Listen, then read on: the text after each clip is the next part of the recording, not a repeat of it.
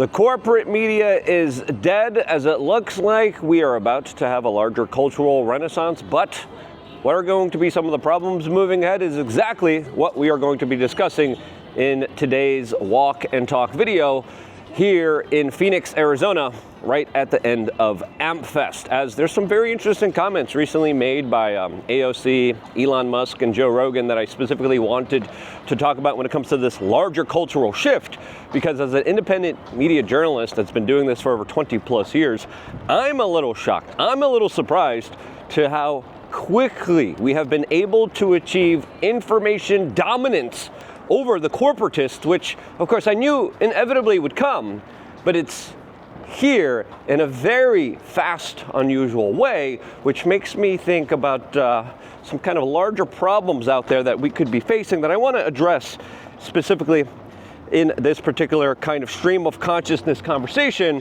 where we just kind of go off and have a free flow talk that guides us in many different kind of directions, as we have breaking news that just happened a couple minutes ago as CNN just finished 2024 with the lowest ratings in the history of its network. This is according to the Nielsen ratings, which is absolutely incredible, as Elon Musk is taking the reins of Twitter and allowing people to do something that, of course, the very powerful elites have been afraid to happen, and that is allowing the people to actually have a frickin' voice here, as he is retweeting Joe Rogan that recently came out and said that X is the most trusted news source because, quote, it is not messed with.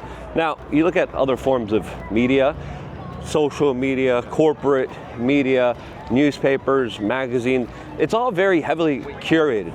It's all very heavily manipulated. It's all very heavily kind of dictated to you as if you're kind of some kind of toothless little child that needs supplication and nutrients from its mother's teeth, that is really just disingenuous. It really is slick, it's fancy, it looks all nice, but in reality, it is the worst garbage and slop, soylent green nonsense that you could be consuming as a human being, because once you get taste of that ribeye, once you get taste of that unadulterated, unfiltered, not glyphosate, not seed oiled, not Monsanto filled garbage trash that they try to ram down your throat every single day. Once you get a taste of that filet mignon, once you get a taste of that Kobe beef, you're like, wow, you know, thinking for yourself, making your own decisions, that's pretty awesome. That's pretty incredible. That's where we are in American society and American culture right now, which is absolutely incredible to be a part of. Because if you remember, just even a few months ago, just even specifically in the last election cycle, we saw information that was honest, that was truthful, denied to the American public. And then of course came 2022, where Elon Musk decided to overpay significantly and spend $44 billion on purchasing Twitter, that he's now kind of desperately trying to call X. I'm still calling it Twitter because I really do enjoy that social media platform all over a lot of the other social media platforms, because I'm actually able to kind of not self-censor. I'm able to express myself in a totally unfiltered way, which is freeing. I could say whatever I want, I could express whatever opinions I want, and I don't have to specifically worry about having my whole career ruined because I expressed an idea that someone decided to be butthurt about on a particular date. I went through my Instagram account status. Guess what? I'm getting dinged left and right by the frickin' Mark Zuckerberg machine. Mark Zuckerberg, the individual that, by the way, is trying to brown nose his way into the kind of libertarian philosophies and ideas. The same Mark Zuckerberg that, of course, helped elect Joe Biden, the same Mark Zuckerberg that sent hundreds of millions of Zuckerbucks specifically ensuring that the democratic process in the United States, in my opinion, was compromised by his huge influence. Now, this is sort of like the battle of the billionaires, Elon Musk versus Mark Zuckerberg. Can you trust Elon Musk? And again, I always say, be skeptical of everyone. Don't ever put anyone on a pedestal. Don't ever put anyone above yourself, but judge people by the fruit of their labor. And if we're going to be judging Elon Musk by the fruits of his labor? Let's be honest. He's done some good stuff. He's the one that put the money behind it. He's the one that put his reputation behind it. He's the one that's been viciously attacked by the corporate media, still continues to be viciously attacked, as there's a larger psyop happening right now, trying to prevent the larger kind of bromance that's happening between him and Donald Trump. If you look at the corporate media, and I've seen this, and I'm like, wait, this is interesting, because the media is not about providing you proper information. The media is not about informing you. The media is not there to, of course, empower you. They're there to do the exact opposite of that.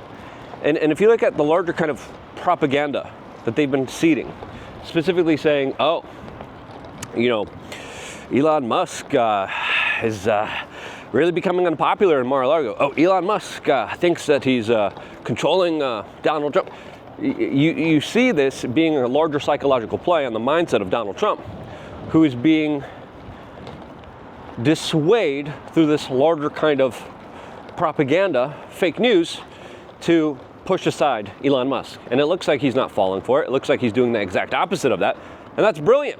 And that's absolutely awesome and incredible to see, since the propaganda doesn't work anymore. This is something that I've noted the last few kind of months during this election cycle, saying specifically the next PSYOP, whatever the next thing will be, whatever the next kind of larger initiative meant to divide us, meant to be the next big kind of galvanizing Pearl Harbor-like event. The next event like that will have to play into the role of the average American not buying into the larger propaganda machines that they used to rely on significantly for a very long time, but no longer can. And this is why I've been making new videos specifically for my members on lukeunfiltered.com, which you should sign up, which you should join, since of course it's quick and easy and simple. The link is down in the description below, and you get a lot of cool offers of value, including 6 members only exclusive videos that are available to you every single week, centered around helping you become the best, strongest version of yourself. Something that, of course, you know, corporate media doesn't want you to be. They don't want you to be competent. They don't want you to be smart. They don't want you to be intelligent. They don't want you to understand that the true power is within you as an individual. And AOC just recently said this. I found her comments very fascinating, as she came out in, I think it was an Instagram video, essentially declaring the real power is with everyday people. And then she talked about the importance of algorithms, where she literally talked about how we need to control the algorithms. We need to control what specifically the people think. That's not very democratic of her.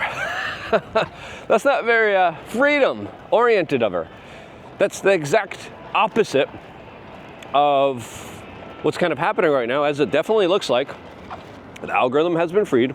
It's not tightly controlled like it used to be, especially on larger social platforms like Twitter right now, that I would argue specifically, if it wasn't for that platform being the way that it is right now, Donald Trump would have not won the presidential election. And only because we were able to actually show the truth of the situation, only because people got that taste of that juicy ribeye and that filet mignon, and they spit out that Soylent Green crap. And RFK looked at them with his eyes saying, "What are you doing? Why are you killing yourself through this larger self-poisoning, self-sabotage efforts? Why are you doing this?" Which is a perfect analogy to the larger kind of evolution that we're seeing right now in modern discourse and modern politics. Why are we voting for the people who don't give a damn about us? Why are we supporting people that patronize us, that literally throw out a bunch of celebritards at us that were at the Epstein Diddy party list? Why are we listening to these people lecturing us about how white males are the evils of this entire world? Why are we doing this? Why are we being divided? Why are we being conquered? Why are we being absolutely screwed over by the system that has no incentive to take care of its own people, or even inform its own people, or even take care, or even just be there accurately for the citizenry? As the larger kind of exposing that's happening right now, it's going to create a kind of larger tidal wave effect. As of course, all it takes is that little pebble, a little piece of snow on the top of that hill, that slowly starts snowballing, slowly starts getting bigger, slowly starts evolving, growing, and there's nothing that could be able to stop it. As Elon Musk also just tweeted a very funny meme, specifically highlighting the Epstein client list, the Diddy client list, and more importantly, right now, just a couple of minutes ago, the Podesta Clinton client list of their kind of nefarious, deceitful, shadowy, destructive, nasty behavior. Having that sent out to 200 million of his Twitter followers really is game-changing. As of course, the algorithms didn't previously allow that to be prevalent. They would previously downrank it. Because why should the plebs, why should the average American know about how their politician routinely takes their position of power, abuses it to the point of literally taking children on small islands and doing horrible things? You know, why should the rabble know about the kind of explicit, nasty, disgusting behavior by some of these monsters pretending to be people that are elected representatives? And they're not elected representatives of the people, they're elected representatives of the special interest groups. Those special interest groups just got recalled significantly because of Twitter, especially with the omnibus bill that was absolutely defeated predominantly with the overwhelming help of Elon Musk that acted like a vessel of the general public. Now, could Elon Musk be taken out? Could he be compromised? Sure. But at the end of the day, he has started something. He has started a conversation.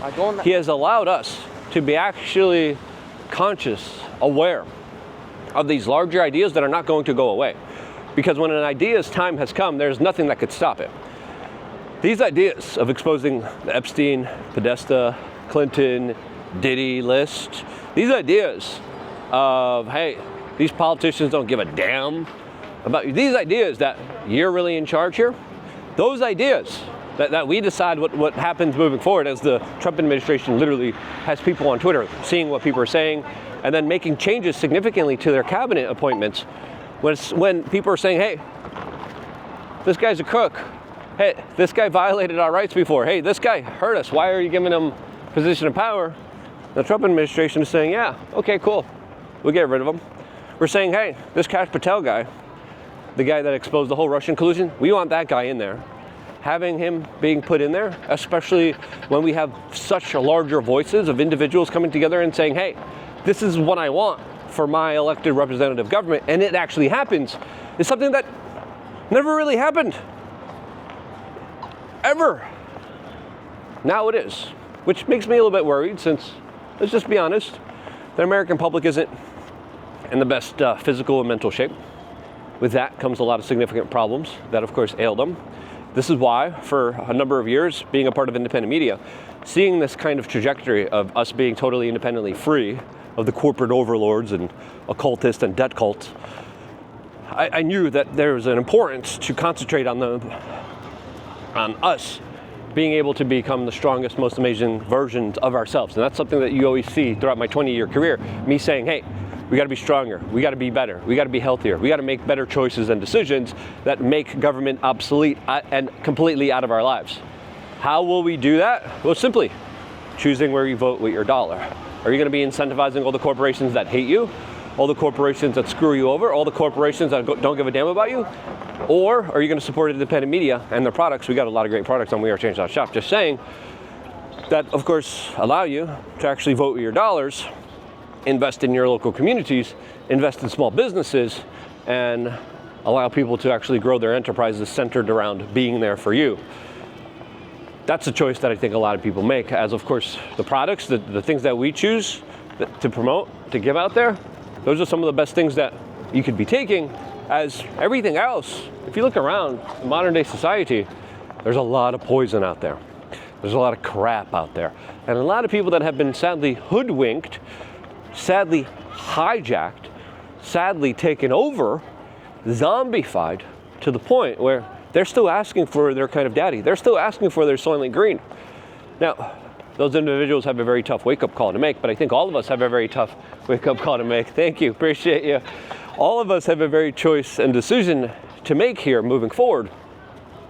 And that is, how will my life look without any kind of governance? How will my life look when I'm personally responsible for myself? And I think the more of us that take that kind of perspective, the more of this cultural kind of renaissance that we're moving into will be a larger evolution and not a dangerous revolution. Because again, when you see different power structures relinquish power, they don't do it freely. They don't do it in a way where it's easy, quick, and convenient. They do it in a way where there's always a kind of struggle. Hey, how's it going? Thank you. Sorry, I'm just shooting a live video right now. No, you're totally fine. So there's going to be a power struggle, and there is a possibility that all of this could also lead to a larger backlash, which will potentially even lead to negative consequences. Now, we could celebrate. We could say, hey, we did good for a very long time. Even just the general messaging, even if everything stops right now, the ideas that have been implanted in Americans' minds are absolutely game-changing.